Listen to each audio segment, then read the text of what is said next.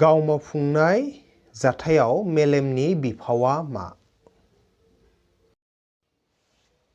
बे सोंथिया दङ थाखो 10 नि बिगियाननि चेप्टार 7 सामलायनाय आरो लोब्बा लाखिनाय बे चेप्टारनिनो जाय पेज नाम्बार 119 आव थानाय सोंनाय नाम्बार 5 बा कुइसन नाम्बार 5 बेयाव बे सोंथिया दङ। अब्लाथाय दा बेनि फिननाया मा जागोन बेखौ आङो फारि फारि खोन्थालांसै।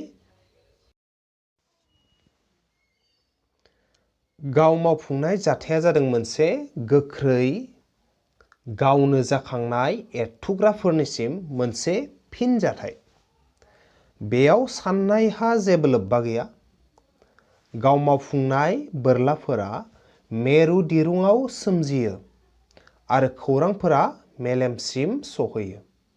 मावफुंजानाय इसारा आरो फिनजाथायनि फारसेल' मेलेमा सांग्रां, नाथाय मेलेमा फिनजाथाय सोमजिहोनायाव जेबो बाहागो लाया। थामहिनबा मा? जे गाव मावफुंनाय जाथायाव मेलेमा आसलते जेबो बिफाव गैया। गाव मावफुंनाय जाथाया मा जायो? जों सानस्लाब हायि गाव हारसिंनो जालाङो आरो। जेरैहाय जोंनि मेगनाव जुदि सोराङा गोग्लैयोब्लाथाय अब्लाथाय जों मा फटनो मेगनखौ मिसिबफ्लाङो, बा जोंनियाव जुदि आसि बा अबेबा जायगायाव खामोब्लाथाय जों फटनो आखाइखौ बोनानै लाबोफ्लाङो। बेफोरो जाहैबाय मा गाव मावफुंनाय जाथाय आरो। बेनिखायनो बेफोराव मा जायो जे मेलेमा सानस्लाबनो हाया, सानस्लाबाबालासिनो बेफोर जाथाया गावनो गाव जालाङो। गतिके बेनो जाबाय बेनि फिननाय।